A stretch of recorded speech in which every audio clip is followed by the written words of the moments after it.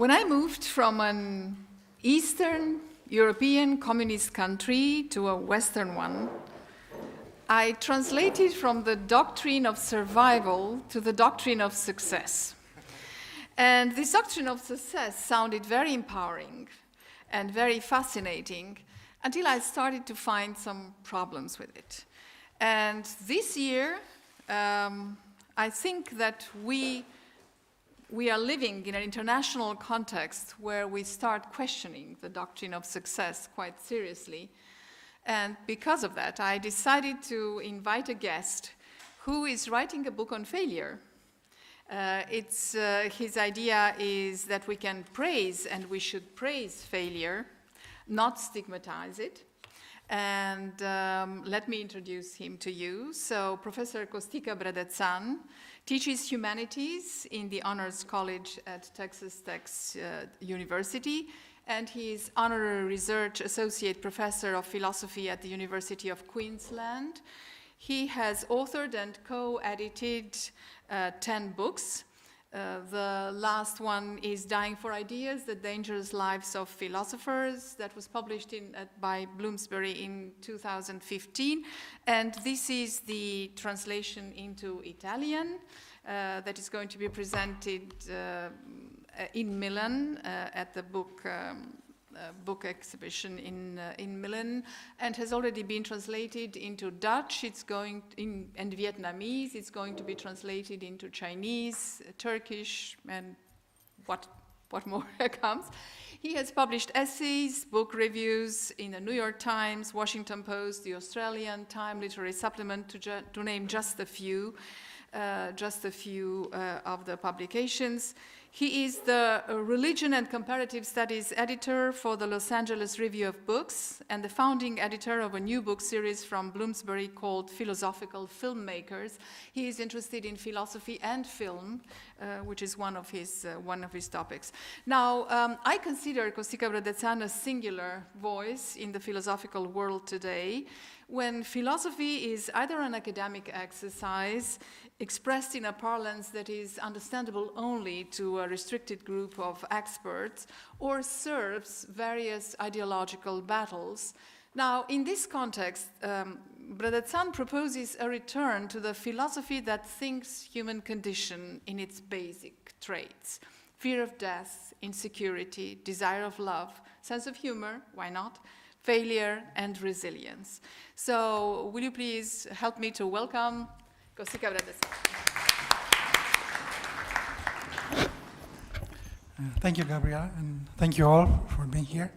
I'm honored and pleased to be here. I'm presenting a sample from the book I'm working on. What's peculiar about the book is that it's coming out. It's contracted with Horvath, but it's a trade book. It's meant to be a nonfiction creative, and I'm trying some techniques,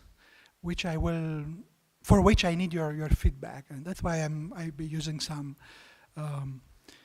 sample from the text, some body of text, which will be part of the book. Okay. You'll see what I mean. In the text, when you read the book, they are marked differently on the page, but here I'm trying to change my voice to give you a sense of where the texture of the text changes. There'll be 3 layers of the text. There's argumentative, essay-like one, and there is a biographical one. I'm using some stories of people who failed or had a peculiar relationship with failure. And there is a more intimate and conversational style, which is marked in italics here, but of course you don't see that.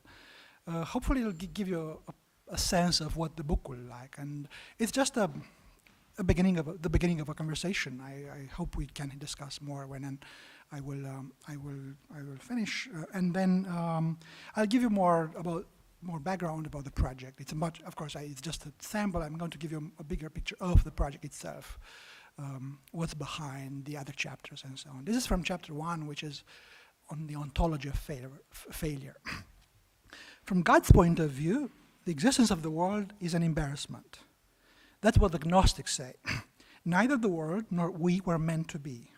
For the Gnostics, think non-existence to be a mark of perfection and coming into being a form of ontological degradation. Basilides, one of the most intriguing figures of early Gnosticism, believes that the highest attribute of divinity is its non-existence. By his own account, he was a theologian of the non-existent God. He constantly referred to God as he who is not. In Gnosticism, then, things don't just exist, they fall into existence. And any Gnostic cosmogony would give an account of this fall, what triggered it, the cosmic actors involved, and how big the fall was. This fall is also where the human drama starts. Importantly, it is a drama of failure. For cosmic existence, the Gnostic argument goes, is the offspring of a primordial failure.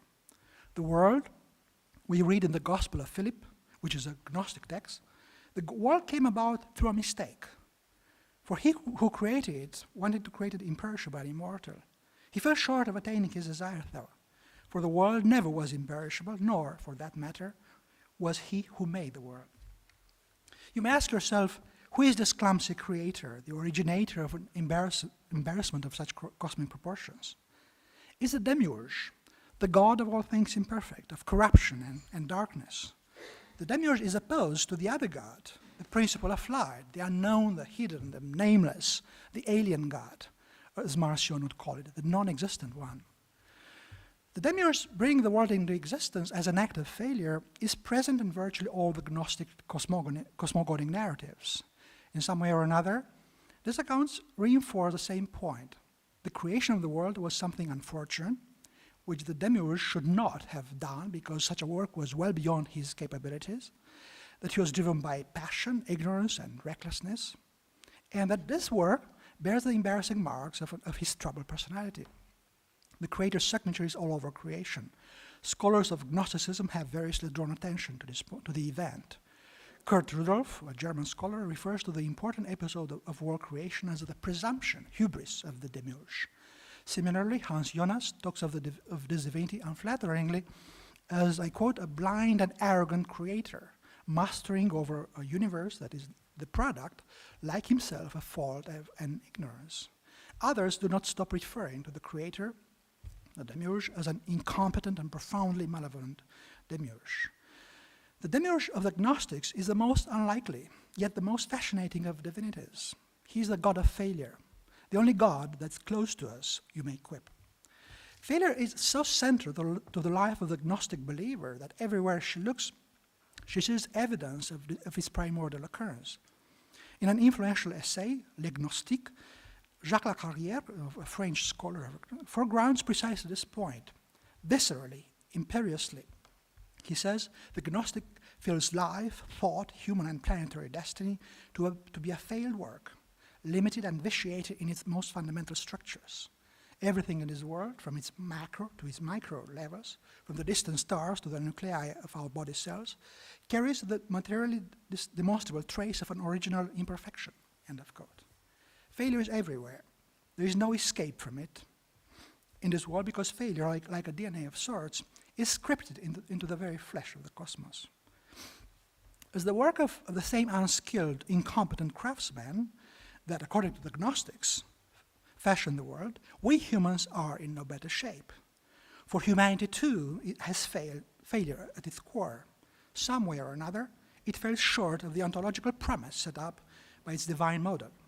In certain Gnostic narratives of creation, the demiurge somehow manages to have a glimpse of the archetype of the human being, which resided in the intelligible brain of the true God of the highest circle. The demiurge can barely see, let alone study the model, yet he's already smitten, madly in love with what he's seeing. He's so blinded by passion that he does not even realize that he lacks the necessary skills and knowledge for bringing such an ideal type into life. He goes ahead nonetheless, for nothing can stop him. The result is deplorable. What he ends up creating is strikingly remote from the original. He should have tried in the first place, but now it's too late. Too late to change anything. Humankind has already been brought into existence. The failed creation cannot be undone, and failure is here to stay, at the heart of the human condition. According to the Gnostic anthropology then, human beings share with the rest of creation the same imperfections, the same structural flaws, the same ontological deficit. Failure reigns supreme over them all. It determines the working of their minds, the shape of their lives, and the circumstances of their passing through the world. The history of man, says Lacarrière, reproduces very closely the initial drama and the farce of the cosmos. Man, like the universe, is a failed creation, a lamentable imitation, the mere resemblance of a man. End of quote. Like the cosmos within which he finds himself, man is far from being what he could have been. He is crippled by a significant deficit of existence, which relegates him to a realm of abortive ontology. In Gnosticism, man and cosmos alike bear visibly the signature of the same author, the god of failure. Picture the following scene. You're driving on a mountain road. There's almost no traffic. The road is good. The car is safe. The weather glorious. Your car is running slightly beyond the maximum speed allowed. But you are not worried. Everything is working as it's supposed to. You are in full control of your situation, aren't you? Which gives you a distinct feeling of mastery and accomplishment. You love danger just enough to enjoy that pleasing feeling of relief that comes once you're no longer in its proximity. You feel at home in the world, sheltered as you are inside its womb, and smoothly integrated into its workings. You're comfortable in your condition, in your skin and in your car. Indeed, the machine somehow envelopes you. It feels like some kind of extension of your own body. You accelerate it or slowing down in pretty much the same way in which you move your arm. The road, which has for the last few hours been following the whimsical contours of the mountain, is about to make a sudden curve. Something odd happens, though. As you try to slow down to take the curve, you find out that the car's brakes are no longer working. This has never happened to you before. At first, the newness of the situation shocks you more than its real significance. Strangely, for a few seconds, what bothers you is not the growing speed of your car, but rather technicality, the intellectual discomfort caused by the changed epistemic situation to which your mind now has to adjust. Soon enough, however, you can no longer afford concerns for technicalities. With blinding clarity, you realize that given the current speed of your car, the abruptness of the slope, and the sharpness of the curve in the road ahead, you can't avoid the disaster. The precipice that the curve is now revealing in all its splendor, you suddenly start seeing with new eyes. You desperately push the brakes again, and yet the result is the same. They fail to work. Before facing annihilation, we face failure, and much is to be gained from this confrontation. Like few other human experiences, the encounter with failure puts us in a unique position to grasp who we are. First of all, failure gives us a chance to see our existence in its naked condition. More exactly, whenever it occurs, failure reveals just how close our existence is to its opposite. Out of survival instinct or plain sightlessness, we tend to see the world as a solid, reliable, even industrial place. And we find it extremely difficult to conceive of that world existing without us. It's entirely impossible for a thinking being to think of its non-existence, of its determination of its thinking and life, observed Goethe. So deceived as we are, we forget how fragile and our existence actually is, how close to not being we actually are. The failure of, say, a plane engine could be more than enough to put an end to everything. Even a car's faulty brakes can do the job. And while it may not always be fatal, failure carries with it a certain degree of existential danger, threat. One of the most difficult questions of the traditional metaphysics has been the so-called question of being. Why is there something rather than nothing? Now, if we are to translate this question into the terms of an existentialist human ontology, the interrogation takes an even more dramatic form. Why should I exist rather than not? The question is overwhelming for at least a couple of reasons. First, because it's so oppressively personal. There's only one person in the world who can ask this question, and that's me. And if I fail to ask it, the question will remain forever unasked, which is perhaps even worse than remaining unanswered. So the interrogation comes with a huge responsibility. Second, the question is overwhelming because it's ultimately unanswerable. Certainly I can try to formulate something. I can toy with various possibilities. Philosophy, religion, and science may give me some hints. Yet, I also remain aware of the fact that In the final analysis, the question, why should I exist rather than not, cannot be firmly decided one way or the other. Ivan Karamazov would call it a cursed question. At the same time, however, I cannot afford not to ask it, for asking this question is an important part of my human condition. It shapes and changes me, becomes part of my identity. It's one of those acts that in the end makes me who I am. I become myself in the very process of asking, why should I exist rather than not? Not to do it would be to deprive myself, my existence, of something vital, something that structures, enriches, and eventually gives it meaning. And there are different ways of asking this question: by writing a novel, giving birth to another human being, sacrificing myself for something larger than myself, trying to make the world a better place. So in the end, that the question is unanswerable is not decisive. In a certain sense, the answer to such a question lies in the very act of asking it. And here's where failure comes in. To be sure, failure, it does not come to provide an answer. Failure has never been in the business of answers. What it offers instead is a better position from which I can ask myself, why should I exist rather than not? And that may be more precious than any answer. Failure is the sudden eruption of nothingness into the midst of existence. To experience failure is to start seeing the cracks in the fabric of being. For whenever it occurs, as I hinted earlier, failure reveals something fundamental about human ontology, that our existence is projected against a background of nothingness. We are always surrounded by it, constantly under threat. To be human, it may be argued, is to perform a tightrope walking with no safety net. The slightest wrong step can put you off balance, and you end up back in the abyss. As a rule, however, we perform our tightrope walking blissfully unaware of what we are doing, very much like a sleepwalker. To experience failure is to wake up suddenly. That's precisely the moment when properly digested failure turns out to be a blessing in disguise. For it's this lurking constant threat, the abyss below, that should make us aware of the extraordinariness of our existence, the miracle that we exist at all when there is no obvious reason that we should. Coming out of nothing and returning there, human existence is a state of exception, and it should be celebrated as such.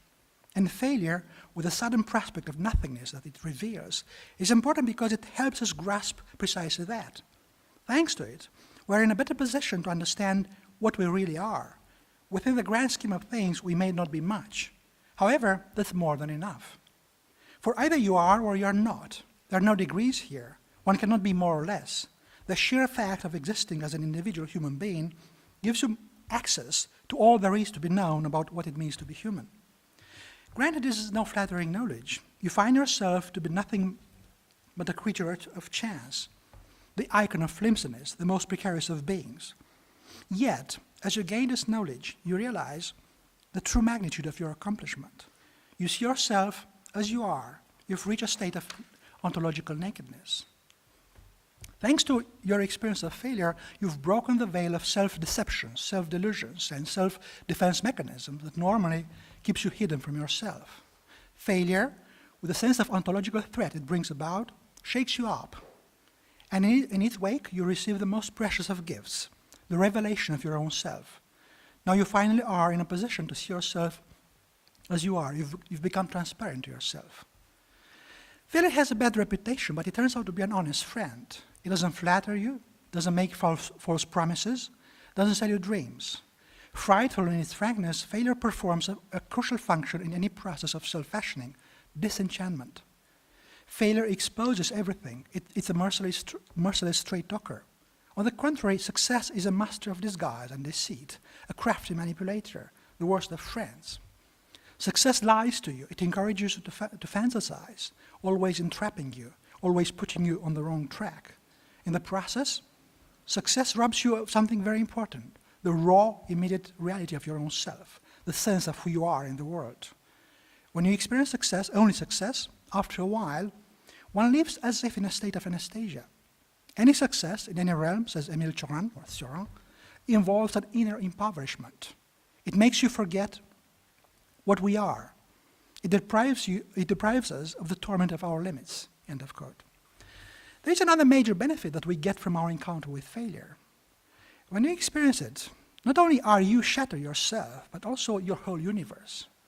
Failure reveals a deficit of being in the world around. When something breaks down in your proximity, you first question the being of the faulty item, but then you start putting under question the being of things in general. You come to suspect, and for good reason, that there may be more nothingness hidden in things. And suddenly, the world reveals itself in a new light. The world has now a novel, complex face, of which you didn't know much before experiencing failure. You take a step back and reapproach it with uttermost circumspection. This is an engagement with Heidegger. There is a lot of Heidegger in my book. We realize the presence of something only when it breaks down. In a certain sense, that thing starts existing for us. It comes into being only when it fails, after nothingness has crept into it. As long as you can use your car to move unproblematically from one place to another, you stop paying attention to the car as such. Gradually, as it becomes transparent to you, you see it less and less. But when it breaks down in the middle of the road, the car becomes suddenly massively present. You cannot not notice it. Here it is, an imposing pile of steel and stuff. Failure unsettles things. It dusts them off, so to speak, exposing them for what they are. We pay less and less attention to a world where everything is working perfectly. Gradually, if nothing unusual happens, if nothing breaks down, an increasingly thick veil of familiarity descends upon that world, and as a result, we become blind to it. We can no longer see what's under our nose. Failure then gives us new eyes. The world is born again to the one who has experienced failure. All presumptions suddenly fade away. Solid certainties are shattered. Reputable truths are put to shame. The whole screen of convenient labels, terminologies, and theories through which we normally look at the world is torn apart. For a brief moment, before we weave up yet another screen, as we always do, we have the chance to experience the world as if we were the first humans to walk on Earth, as it were. In failure, the world opens itself up to you. It reveals its secrets. You've got now clarity of vision that gives you access to the nakedness of things. As such, we realize that in a world without failure, in a sense, we would cease to have access to the real. Indeed, success can be not only profoundly alienating, but ultimately there is something unsubtle, unsophisticated about it. Whenever you come across success, look around more closely. Vulgarity should be there somewhere as well. Think of Trump. Granted, a certain dose of success is always necessary. We should succumb to despair if nothing succeeds. There is a point, however, beyond which success can cut you off from the world and put you in a position where you experience only as a simulacrum. In the end, success makes everything look worn out, exhausted. In a world where you only experience success, you no longer encounter the real, but only its shadow. Failure is a different business altogether. It puts you in touch with the reality itself, painful and traumatic as it may be. It comes with a degree of immediacy that sobers even the most intoxicated of us up. No matter how many times we experience it, somehow failure always manages to preserve its novelty. Failure, even repeated, always seems fresh, whereas success, multiplied, loses all interest, all attraction, says the same Emile Cioran. It's high time to introduce him properly. Almost unconsciously, you push the brakes again. You've never been a believer, yet now you hope in some kind of miracle. Maybe there are miracles for people just like you. Meanwhile, you keep struggling and you just can't believe that this is happening. It's that it's happening to you. You used to think that such things only happen in theory, in movies or to other people. You've thought yourself to be an exception, somehow indefinitely spared, as if there has been a decree passed somewhere in the virtue of which you remain untouched by such misfortunes. Now you learn otherwise. Other people may be accepted, but not you. Emile Cioran, or Cioran, if you are familiar with the French pronunciation, was a Romanian-born French philosopher. He was born in 1911, died in 1995. And author of some 20 dozen books of an exquisite, intoxicating beauty. He's an essayist in the best French tradition, even though French was not his native tongue, many commentators thought him to be one of the finest writers in that language. Cioran's writing style is whimsical, unsystematic, fragmentary. Indeed, he's one of the great masters of aphorism. He often contradicts himself, but that doesn't bother him. It's a sign of a mind that's alive. Just like Michel de Montaigne before him, for Cioran, writing has a strong performative function. You write not just to produce some body of text, but to act upon yourself, to pull yourself together after personal disaster, or to cure yourself of a bad depression, to come to terms with a deadly disease, or to mourn the loss of a close friend. You write not to go mad or not to kill yourself. A book, writes Cioran, is a suicide postponed. He wrote his first one on the height of despair in just a few weeks, while suffering from a terrible bout of insomnia. Not only did he manage to get himself healed then, but he produced what would remain one of his finest books. That Cioran is an unsystematic philosopher doesn't mean that his work lacks unity.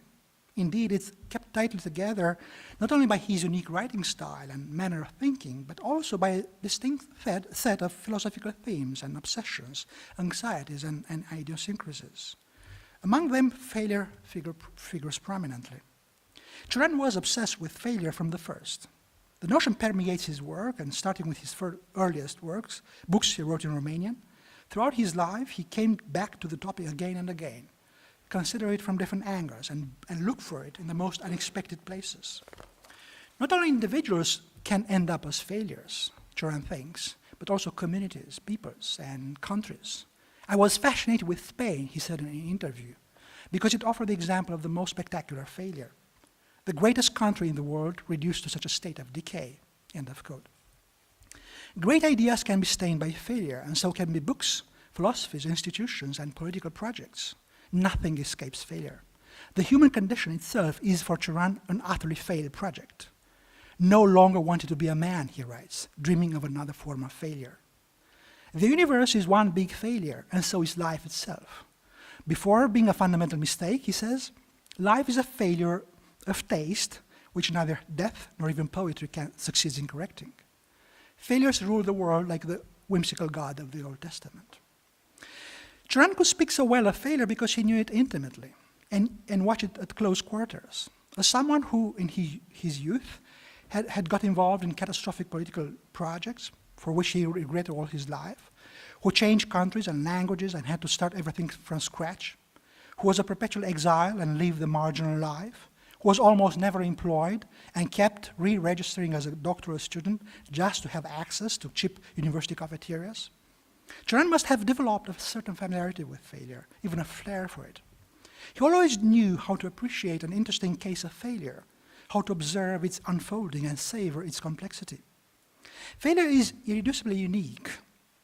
Successful people somehow always manage to look the same, but those who fail, they fail so differently. Each case of failure has an originality and a beauty all of its own, and it takes a subtle connoisseur like Cioran to tell a seemingly banal, but in fact great failure from a noisy but mediocre one. First of all, Cioran encountered failure in his native land, among his fellow Romanians. He was born and grew up in Transylvania, a Romanian province that had for centuries been part of the Austrian-Hungarian Empire. As such, the Transylvanian culture exhibited a strong work ethics and held seriousness, application, discretion, and self-control in high esteem. But Cioran went to college in Bucharest, the country's southern capital, where the true virtues were the art of doing nothing and managing just fine. The sophistry, be it playful or cynical, the witty if superficial remark, the shameless boasting. As an undergraduate philosophy student there, Cioran came in touch with some of Bucharest's best performers in this regard. In particular, the mix of intellectual brilliance and a sense of striking personal failure that some of them displayed gained his unconditional, perpetual admiration. I quote from an interview, "In Bucharest, I met lots of people, many interesting people, especially losers, who'd show up at the cafe, talking endlessly and doing nothing. I have to say that for me, those were the most interesting people ever. People who did nothing all their lives, but who otherwise were brilliant." For the rest of his life, Cioran would remain intrigued by and secretly indebted to that land of failure that was for him his country. In 1941, already in Paris, he would confess to a friend, I quote, "I would like to write a philosophy of failure with a subtitle for the exclusive use of the Romanian people, but I don't think I will ever be able to."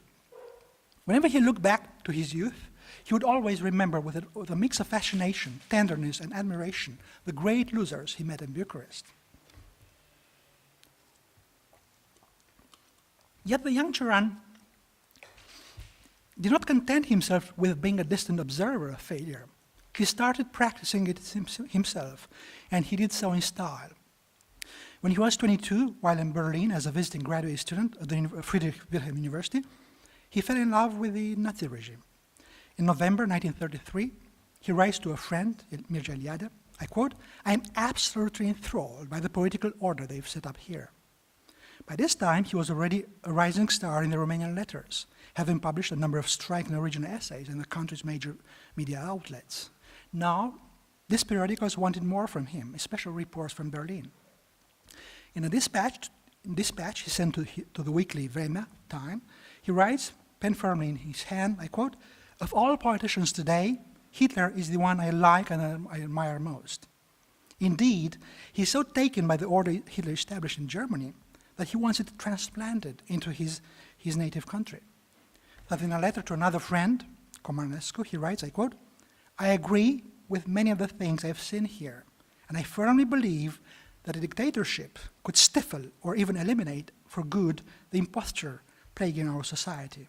Only terror, brutality, and endless anxiety are likely to bring about a change in Romania. All Romanians should be arrested and beaten to a pulp. This is the only way a shallow nation could make a name for itself." End of quote.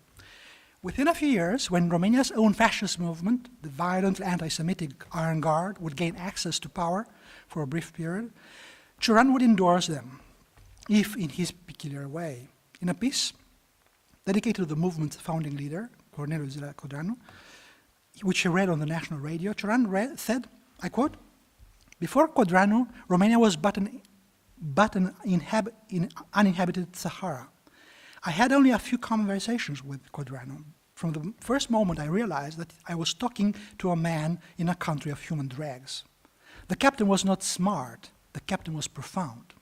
For the rest of his life, Cioran's political involvement would remain his biggest embarrassment, his most serious shattering failure. He would always be haunted and ashamed by it. Everything else failed in comparison. The speed at which the car is now moving makes you slightly dizzy.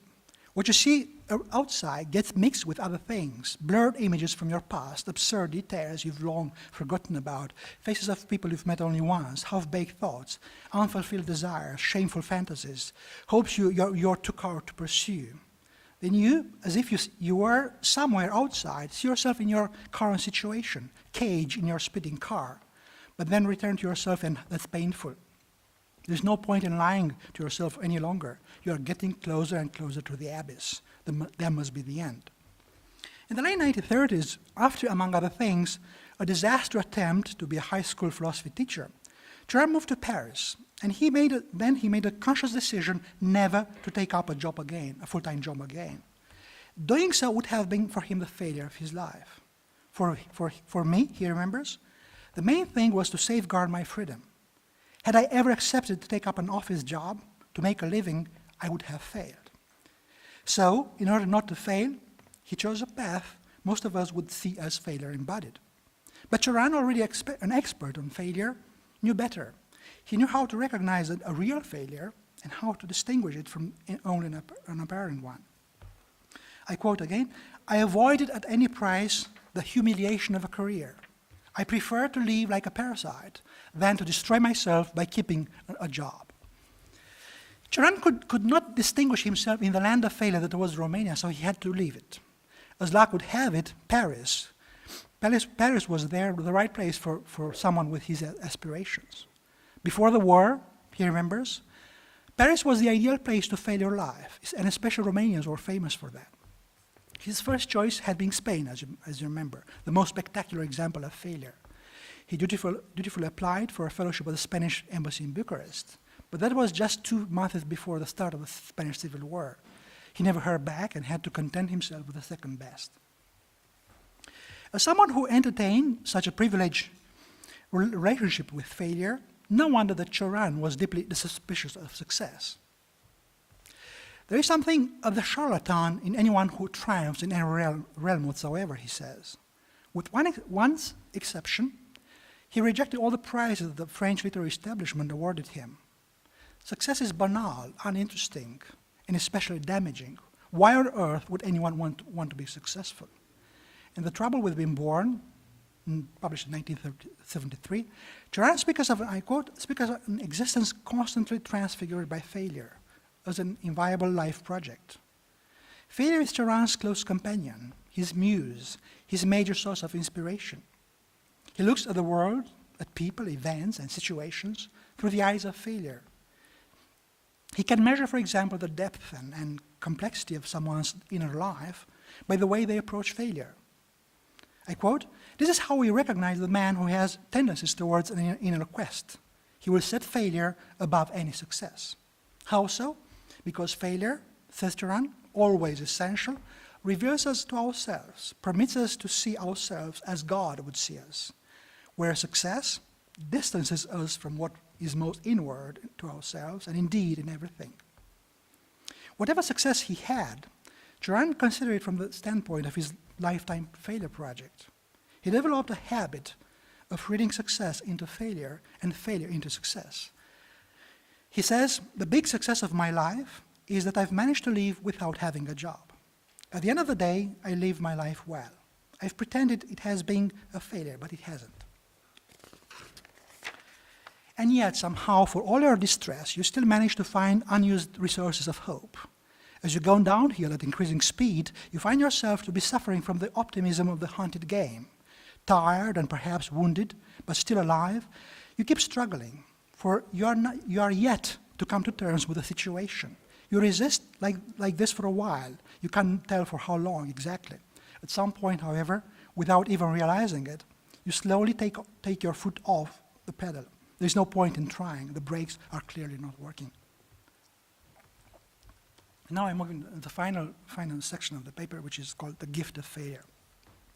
Failure is always a generous giver, and one of its finest gifts is the lesson in humility it teaches. Most of us, the most self-aware and enlightened accepted, suffer chronically from a poor adjustment to existence. We compulsively fancy ourselves much more important than we actually are, and have an annoying tendency to place ourselves at the center of everything. From a purely cosmic point of view, there must be something disturbingly infantile about humanity. Just look at us. Most of the time we behave as though the world exists only for our sake. We think everything in terms of our own needs and interests.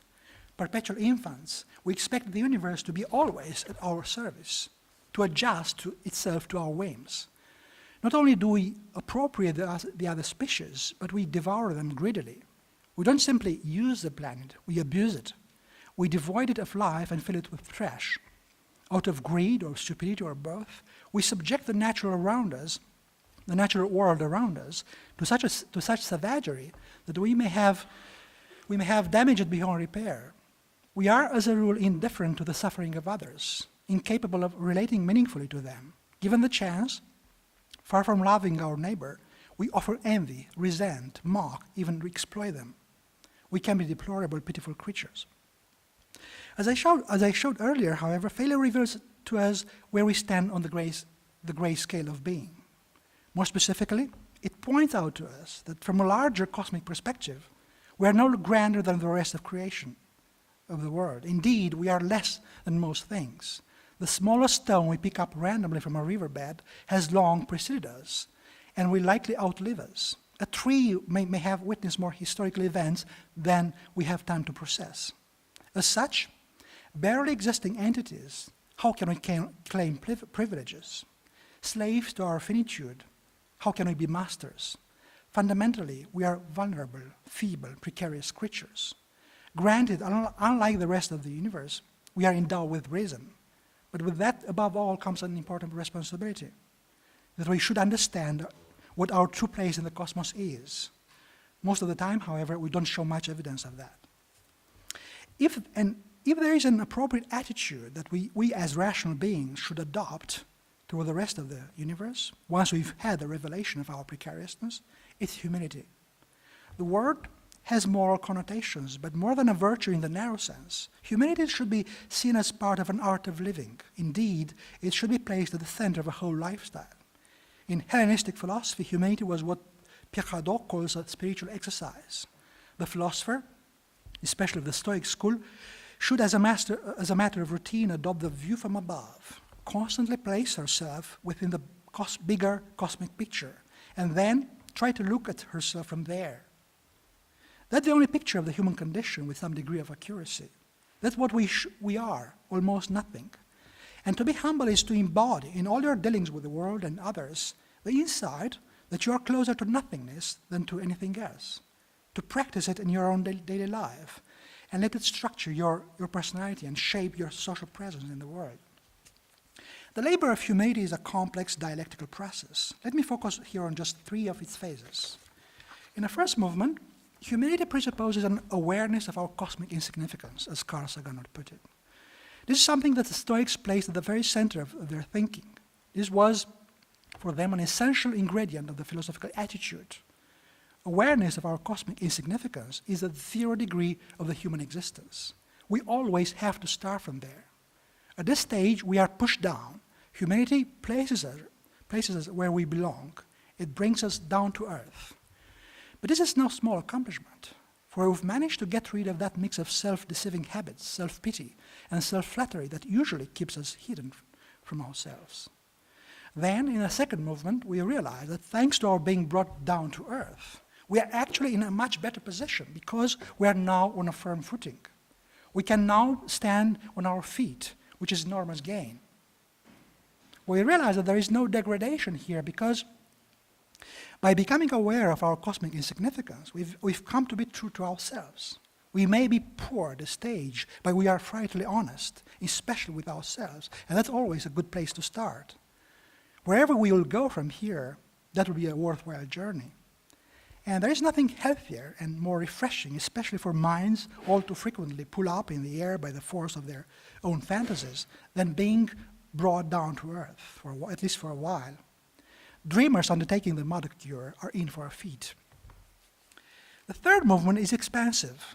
Thanks to having lowered an anchor into the world and regained our existential equilibrium, we can now move to other bigger things. Now the dreams have the necessary ballast to be dreamt and channeled properly. At this level, humility is no longer an impediment, but an enhancement to action. Sometimes there's nothing more daring than the act of the humble. That's why, in a certain sense, humility is the opposite of humiliation. There's nothing demeaning or inglorious about it. On the contrary, humility is rejuvenating, empowering, enriching. True humility, says Jonathan Sacks, I quote, is one of the most expansive and life-enhancing of all virtues. What it presupposes is not undervaluating yourself, but an openness to life's grandeur. Humility in response to an experience of failure, then, is, at its core, a form of therapy, the beginning of a healing process. Thus, properly digested, failure can be a medicine against arrogance and hubris. It can get us cured, should we care to try it. For one last time, you push the brakes again. You do so somehow absent-mindedly, reluctantly, because you no longer see the gesture's point. After considerable inner struggle, you've already gotten used to the notion that there is no way out. You've stopped resisting, protesting, arguing, and you've crossed that threshold beyond which you no longer care. You are now ready to surrender quietly. Indeed, somehow, to your own surprise, you seem to find a feeling of relief in the situation, as if there is some great soothing that comes with the end, though death can be something attractive. Luckily, however, this time the brakes seem to be working again, and the car, even though it has been catching some speed, stops safely. Everything is back to normal, nothing to worry about. Thank you.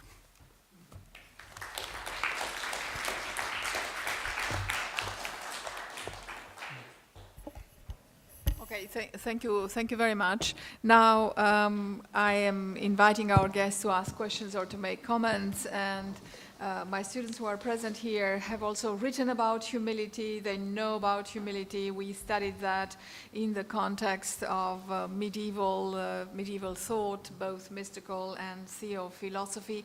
So this is not something strange to you, but I would like also to find out how much this touches you, this discussion on failure. How much are you able to, let's say, accept that failure is embedded in human condition, but we shouldn't look at it so negatively, but as a possibility, as a chance, right? Just as the author he quoted, Émile Cioran, you know, a book is suicide postponed. So let us start from here. So.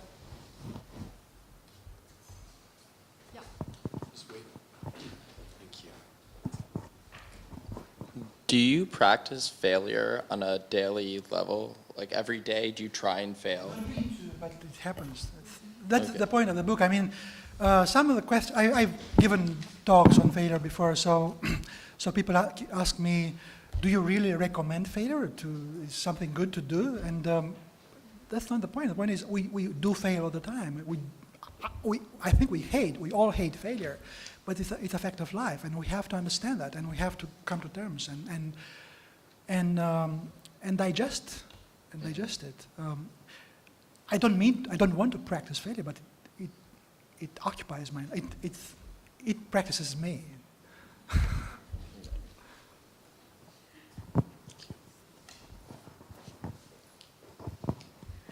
So you've talked about how success to you is, in a sense, kind of like inner impoverishment, and how it denies us of certain benefits of failure. So I guess my question is, do you ever experience success in a bittersweet way? Like, is there ever success that is fully sweet? Well, I'm trying to write a book that's not about me. I'm trying to make a kind of phenomenological project that's about the human experience in general. Of course, every success is sweet, but we learn from the Stoics, from the ancient philosopher, that pleasure doesn't last. So we have to know that. And if we don't know that, it's going to be really bitter. The bigger project here is to undermine the conventional distinction of failure success. It can be a false dichotomy. It's more, life is more complicated, and you never know. I mean, this guy Cioran, right? He tried to live a life of failure, but he was one of the most successful 20th century philosophers in France. It's more. We need to be smarter and more analytical about success and failure, because there's a very superficial, easy side to success.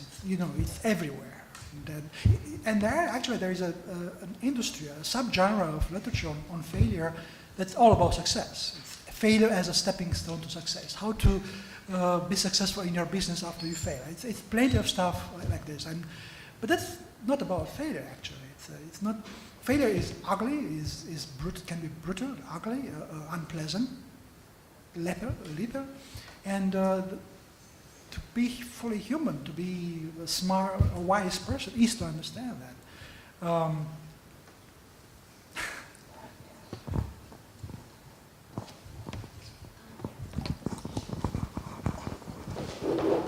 Thank you, Professor. So thank you very much. You mentioned that because we always expect the world to be at our service. So do you think failure is a cure for the human hubris? Yeah, it's a gateway. That's how we get into that thing. It teaches us how small we can be. I mean, I have the example of a car with faulty brakes or a plane crash, or that's when you learn. That's how you learn how insignificant you can be and how easy you can just disappear, and how everything else is so much bigger and more lasting than you. And so, one thing I didn't mention before, humanity is the philosophical project behind it. So I have stories about failures and an engagement with failure. But what's more important in this book is a philosophy of failure, of humanity. I would like to articulate to put together. So this chapter is about the ontology of failure. What is failure? What does it consist of? That's the opening chapter. That's, in a way, that's the most remote of it from us, right? The failure of an object, some failure in the world out there. It's foreign to us. It's alien to us because it's not about us, right? It happens. It may or may not happen in the world out there in things. Then that's the opening chapter. And then I have a chapter on collective failure. It's closer to me, but it's not totally mine. That Trump was elected is not my mistake, right? I didn't vote for him, but somehow it's part of the community to which I belong. So I need to understand that. It's collective failure, right? And in that context, I will talk about utopias, for example, as you know, this perfection, these dreams of perfection we can always come up with in response to imperfections we see in the world, in the social world. Then I have another chapter on personal failures, and that's really close to me because they are my failures: cognitive failure, moral failure, and so on and so forth. And then there will be a chapter on being a failure. It's a different kind of, you know, we speak of someone, that guy is a failure. It's much more than individual, you know, local failures, cognitive, moral, and so on. It's an existential project. The guy is cursed to be a failure, right? We still use that language, and it's in the language, it's in the culture, and so on. So I'll have a chapter. And finally, there is a final chapter on death as the ultimate failure. And so this is the structure of the book. But then in each chapter there will be a guy like Charan here. There will be elsewhere. There will be Saint Augustine. I'm retelling the story of his life from the point of view of his relationship to failure. That's the trick. That's the narrative angle from which I approach these people. I'll have in another chapter there will be Gandhi, Mahatma Gandhi. In another chapter there is Yukio Mishima, Simone Weil. So I'm trying to mix, you know, it's also for rhetorical reasons to make the book more appealing because the subject is so unpleasant, but also I'm just trying to experiment with a new form of writing. So I'm mixing these 3 layers of text all the time. So hopefully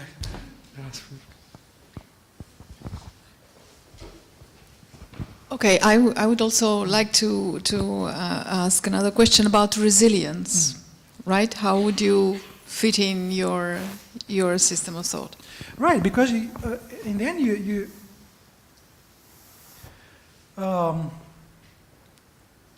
you remain. I mean, the point, of course, you can. That's the trick. Failure can be crushing. It can depress us. It can send us to hospitals. But it's a matter of testing your own resistance, and you can move on, and you can be stronger. You can become stronger. Resilience isn't something I had in mind at first, but it's there all the time. I think you can. It's not just a therapy. It's not just about undergoing some kind of healing. It's about empowerment. If you know how to deal with failure, if you know how to digest a bad experience, the experience of a failure, you become not just a smarter person, but I think you also become a more powerful, a richer, more complex, and more resilient person. You become a richer, a more interesting human being. So do you think that perhaps your book could betray you in that sense and become sort of a guide to success? I hope not. No, I would hate, but you cannot control. I mean, if the publisher would make the decision, you cannot stop them in the end. But I'm trying to not to lie, because it's not about success. There are so many other books about success. I don't want to go there. What can I say? It's for people who have... Yeah, because if you go there, you run the risk of writing superficially. I think it's...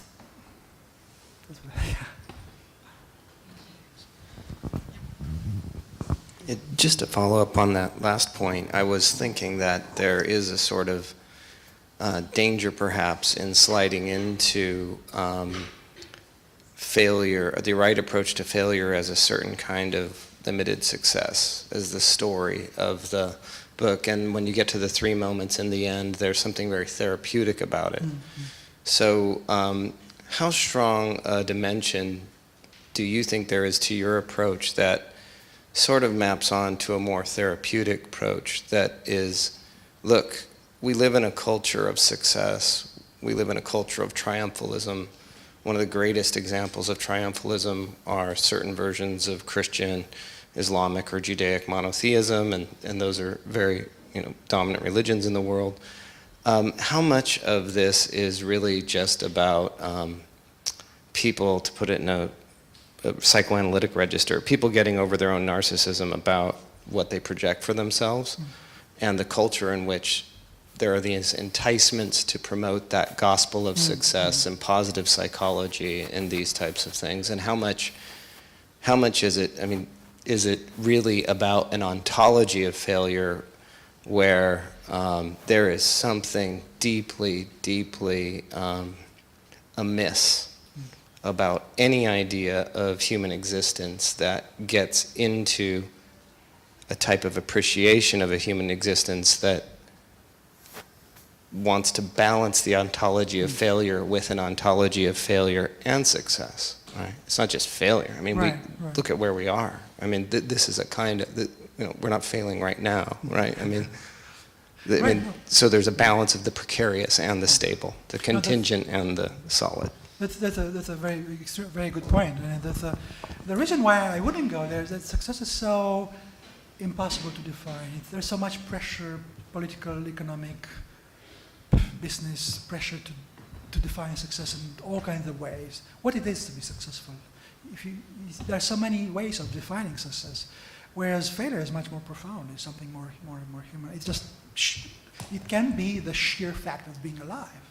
We extract that from failure. It's just the sheer fact of being in the world is the biggest success, right? In a fundamental level. And the Buddhist monk, the enlightened person knows that, and we can learn from those traditions. Success is such a, exactly as you said, it could be, if you listen to a certain radio program, they'll give you one definition of success. If you move to the next, there'll be a totally different definition. It's socially constructed, politically constructed, economically constructed. I don't know what it is to be successful. Is one day, I mean, if you listen to one place, it's to have that particular brand of car. To be successful later on, it could be to wear a certain kind of clothing, and so to have a home in a particular spot. It's changing. It's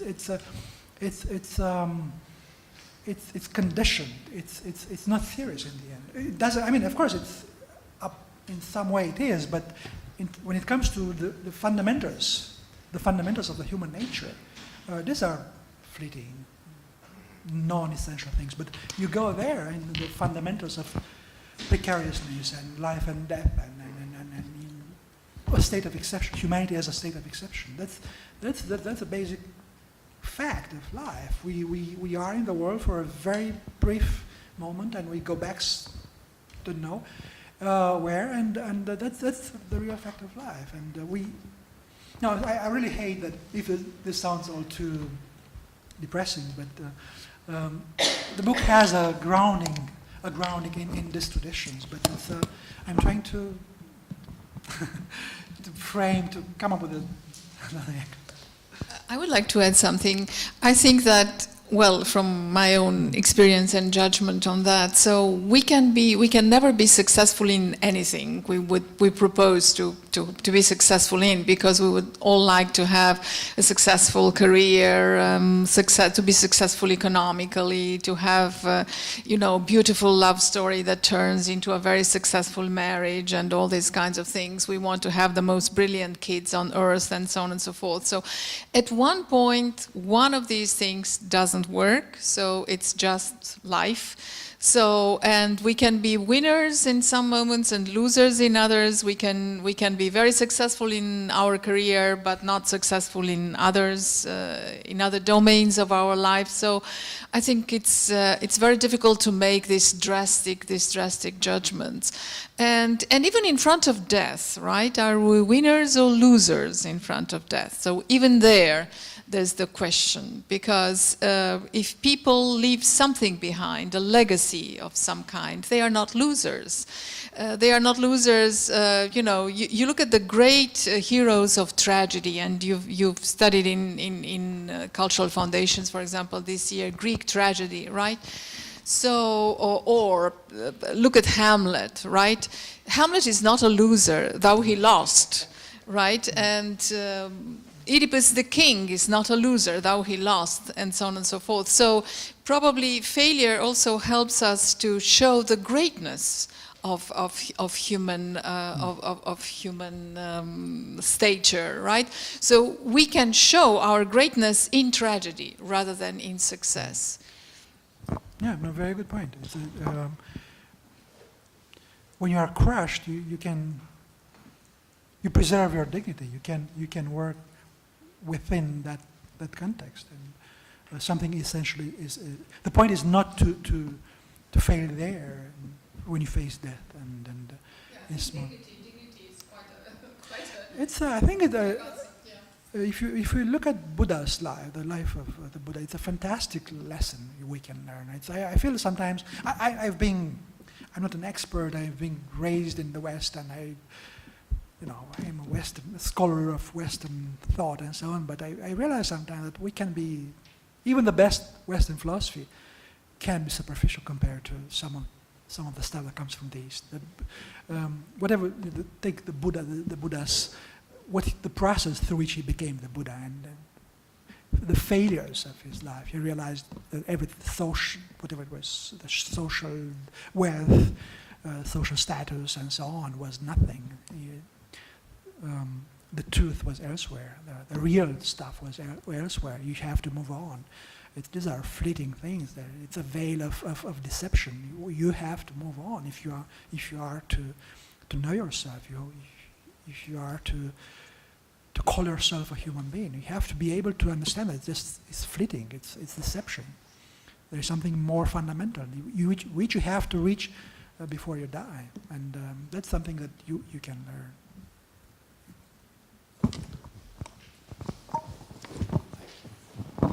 learn. Would you say that failure, I guess, is the tool for finding, I guess, like the ultimate success, like finding your own identity?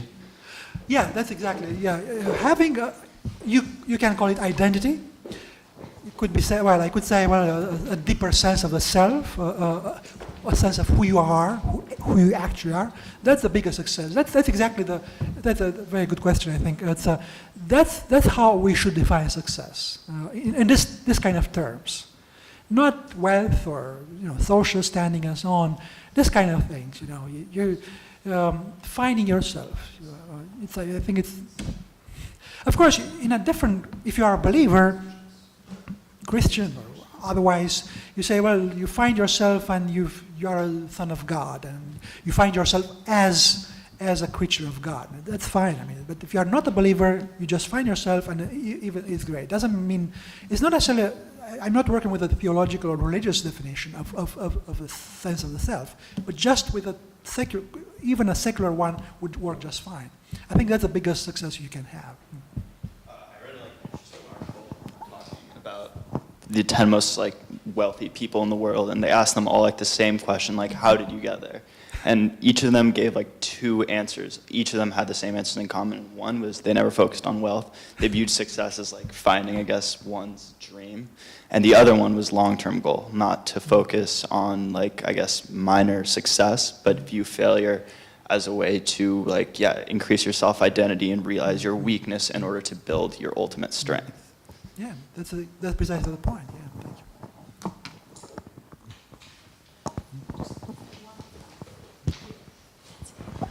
I'm just wondering if you, in your research, in your book, do you have a section about the language of success and failure? Because I think in the English language, you're introducing the terms winner and losers. I find extremely problematic. We can already the 2 poles, success and failure, in themselves problematic, but winner and losers, I find it horrifying, because immediately there's this economical connotation. You win what? right? Or you lose what?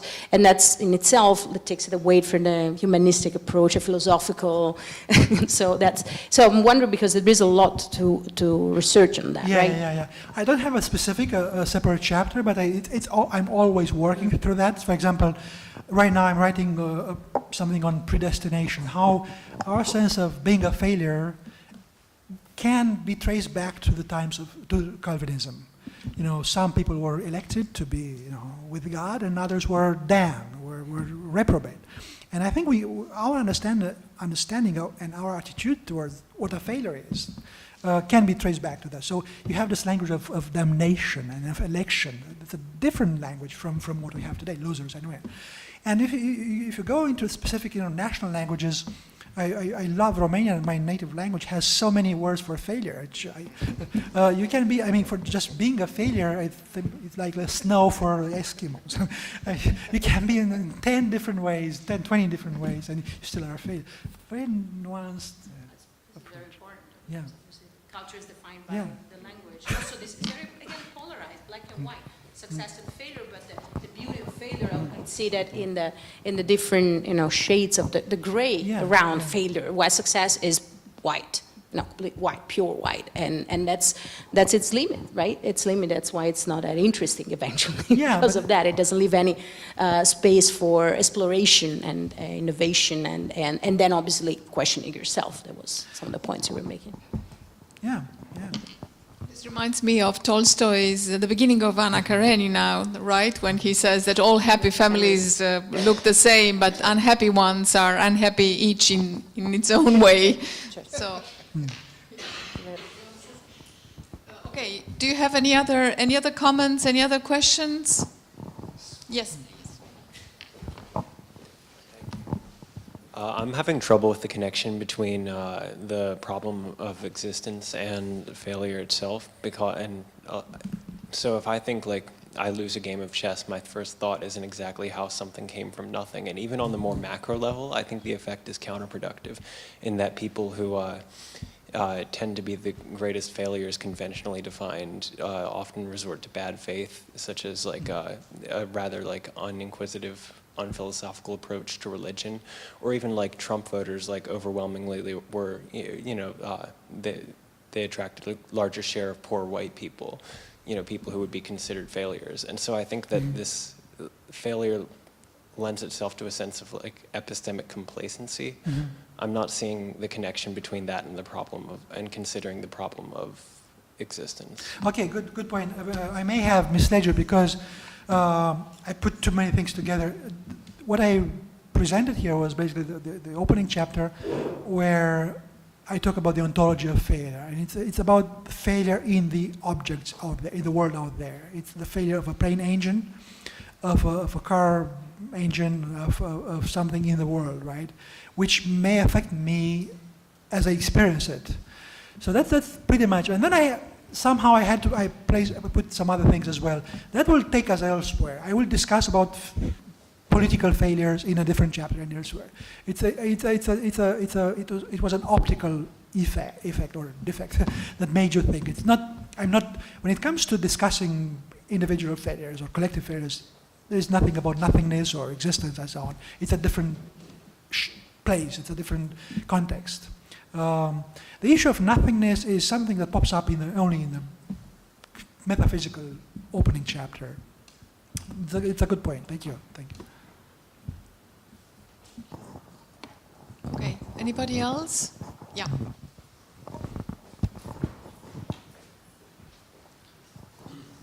So when I think about failure, I often think about the college process. Just because when I was in high school, I felt like I had spent all this time, taking the hardest courses, extracurriculars, trying to be everybody, and only a high school kid couldn't even drive. And I got rejected from a lot of schools, and I think a lot of what fueled my success was the fear of failure. So I was wondering whether you think the fear of failure is worse than failure itself. Yeah, very, very good point. And probably you could tell there's more about than I. That's what can poison your life, and it can be very toxic. And that's probably the worst part. This is the fear of, and the anxiety and the whole the psychology of failure that's associated. Failure itself is, it will come at some point. It may or may not come, right?